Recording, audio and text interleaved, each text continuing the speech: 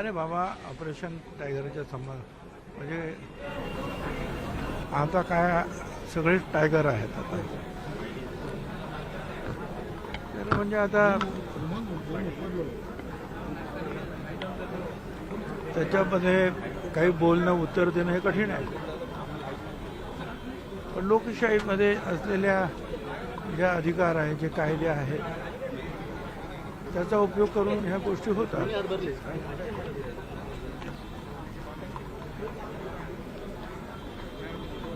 पण आता प्रत्येकाने आपापला पक्ष सांभाळण्याचा प्रयत्न केला पाहिजे. कधी त्याच्यात यश मिळेल, कधी त्याच्यामध्ये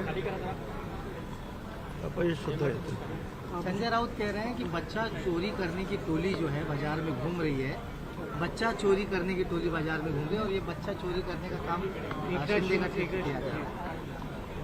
अब देखिए भाई, वो एमपी है, प्रवक्ता है शिवसेना उबाटा, मतलब उद्धव जी ठाकरे। अब वो जो कहे उसके लिए मैं क्या जवाब दे सकता हूँ। बहुत जो कहाँ से कहाँ बोलेंगे, किसकी उपमा किसको देंगे, और वो बहुत संपादक भी है, तो बहुत सारा जो है बोलने का खजाना उनके पास है। सर, क्या एनसीपी की तरफ से भी ऐसा कोई ऑपरेशन देखने को मिल सकता है? एनसीपी की तरफ से भी ऐसा कोई ऑपरेशन?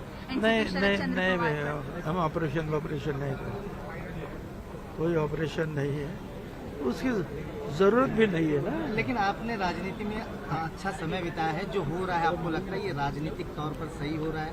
महाराष्ट्र की जो राजनीति इन दिनों चल रही है, मेरे पास इसके पास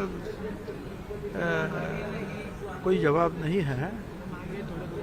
अभी पब्लिक सब देखती है, फिर से जो है सही है या गलत है, वो तो 5 साल के बाद जब हम पब्लिक के सामने जाएंगे तो पब्लिक बोलेगी।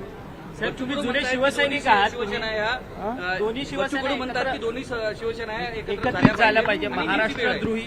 हाँ, तो अच्छी बात है ना। बच्चू कडू साहब अगर उसके लिए कोशिश करे, क्या हमारी शुभकामना है। परंतु तुम्ही देखील जुने शिवसैनिक आहात, एकेकाळी तुम्ही शिवसेना फाउंडर पक्षाचे मेंबर आहात। आता जुने करता करता मला झाली 35 ते 36 वर्ष शिक्षण. आता आणखी त्याच्यावर मी काय बोलू. परंतु तुम्हाला वाटतं का आज देखील मराठी माणसांची एकजूट व्हावी संपूर्ण या राज्यामध्ये, जी फाटाफूट पक्षांमध्ये झाली आहे ती एकत्रित पुन्हा झाली पाहिजे? मला खूप काय वाटतं. सगळं काय तुझ्या समोर काय बोलू. थँक्यू.